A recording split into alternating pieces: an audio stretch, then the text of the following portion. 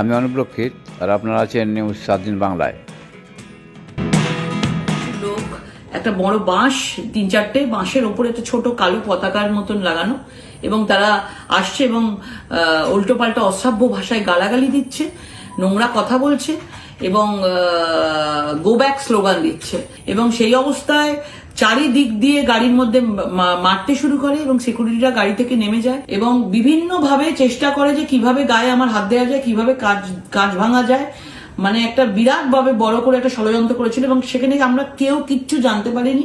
শিল্পী চ্যাটার্জি তার নেতৃত্বে হয়েছে, স্থানীয় মানুষের সাথে আমি কথা বললাম এবং ওখানে রঞ্জিত সরকার বলে 22 নম্বর ওয়ার্ডের কাউন্সিলর, তিনিও ছিলেন এবং আরো অনেকে ছিলেন। আমি নামগুলো এক একটা করে পেলে আমি সেটা আপনাদেরকে জানাবো। পতাকা দেখিয়েছে তৃণমূল কংগ্রেস, এটা আমার মনে হয় যে সম্পূর্ণ ফেক বা সঠিক বলে মনে হয় না। কেন তৃণমূল কংগ্রেসের দরকার পড়ে না যে কালো পতাকা দেখানোর, কারণ সাধারণ মানুষের সমর্থন আছে তৃণমূল কংগ্রেসের সঙ্গে।